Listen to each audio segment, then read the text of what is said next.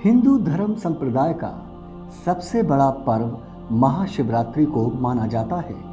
कहते हैं इसी दिन लंबी तपस्या के बल पर मां पार्वती ने शिव को अपने पति के रूप में वरण किया।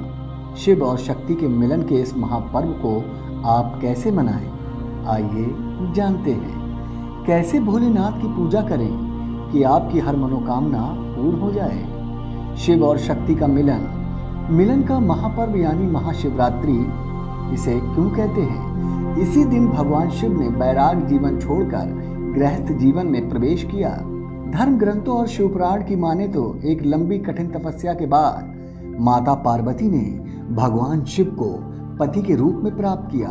माता पार्वती और भगवान शिव की शादी कृष्ण पक्ष की चतुर्दशी तिथि को हुई थी। शिव भक्त सृष्टि के निर्माता, पालनकर्ता और संहारकर्ता माने जाते हैं। भोलेनाथ का विवाह को भक्ति भावना से मानते हैं। रात भर जागकर भोलेनाथ और मां पार्वती के 7 फेरों का गवाह बनते हैं। अगर इस दिन की वैज्ञानिक महत्ता को देखा जाए तो ज्योतिष शास्त्र में यह बताया गया है कि महाशिव की रात में पृथ्वी का उत्तरी गोलार्ध में इस अवस्था में रहता है कि मनुष्य के भीतर की ऊर्जा का एक अद्भुत प्रभाव प्राकृतिक रूप से होता है, जिसे भौतिक और आध्यात्मिक दोनों रूप में सर्वश्रेष्ठ माना जाता है। महाशिवरात्रि का दिन शिव के उपासक ये कहते हैं कि इस दिन प्राकृतिक रूप से मनुष्य को उसके आध्यात्मिक शिखर तक जाने का रास्ता खोलने में मदद करता है।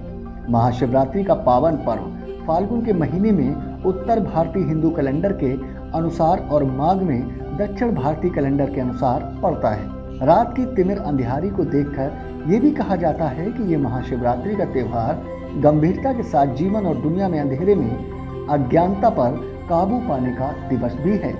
किसी भी देवता के आगे जाकर झोली फैलाना पड़ती है और कहना पड़ता है कि हमको ये दे दो, पर केवल वो कहते हैं ना, मांग कर जो देता है वो देव कहलाता है, जो बिना मांगे दे देता है वो महादेव कहलाता है। जीवन में तो महाशिवरात्रि भोलेनाथ के विवाह का उत्सव मात्र ही है, जिसमें जगह जगह भक्त शिव बारात निकालते हैं। विधि विधान से विवाह उत्सव का आयोजन किया जाता है।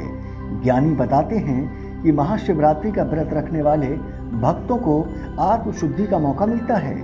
बुजुर्ग इस नरक मुक्ति का मार्ग मानते हैं, तो वहीं युवतियां अपने लिए योग वर के लिए भोलेनाथ से आशीर्वाद का मौका मांगती हैं। शादीशुदा महिलाएं अपने पति के दीर्घायु जीवन और घर में खुशहाली सुख शांति के लिए महाशिवरात्रि का व्रत धारण करती हैं। इस दिन शिवालय में जाकर शिवलिंग पर विशेष जलाभिषेक से मनचाही मन्नतें पूरी होने की बात भी कही जाती है।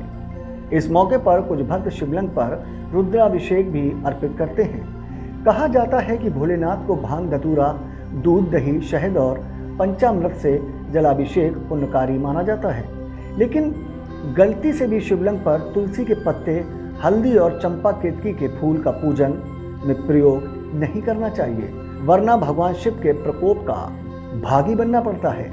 कहते हैं कि शिवरात्रि के दिन जो व्यक्ति बिल्व पत्तियों से शिव जी की पूजा करता है और रात के समय जागकर भगवान के मंत्रों का जाप करता है, उसे भगवान शिव आनंद और मोक्ष प्रदान करते हैं। धर्माचार्यों की माने तो भोलेनाथ पर चढ़ाया जाने वाला पानी, दूध, शहद, बेल के पत्ते आत्मा की शुद्धि का प्रतीक हैं। सिंदूर का पेस्ट पुण्य का प्रतीक माना जाता है, जबकि चढ़ाए जाने वाले फल दीर्घायु जीवन की इच्छा को दर्शाता है। पान के पत्ते को सांसारिक सुखों से इच्छा का प्रतीक माना जाता है। हमारे पड़ोसी मुल्क हिंदू राष्ट्र नेपाल का तो महाशिवरात्रि राष्ट्रीय पर्व माना जाता है। बाबा पशुपतिनाथ भगवान को। नेपाल में भी इस दिन शिव भक्ति की पराकाष्ठा देखने को मिलती है। महाशिवरात्रि भगवान शिव के भक्तों के लिए बेहद खास है। इस शुभ दिन पर भोलेनाथ की पूजा का विधान है। जो जातक इस दिन का उपवास रखते हैं और भगवान भोलेनाथ के साथ माता पार्वती की पूजा करते हैं, उनका वैवाहिक जीवन सुखी रहता है। देखते रहें माई भारत। देश का सबसे बड़ा राज्य उत्तर प्रदेश, देश की राजनीति का सबसे बड़ा अखाड़ा, माई भारत बनेगा आम जनता की आवाज। अब होगी हर खबर की जमीनी पड़ताल। जुड़े रहिए सिर्फ माय भारत के साथ।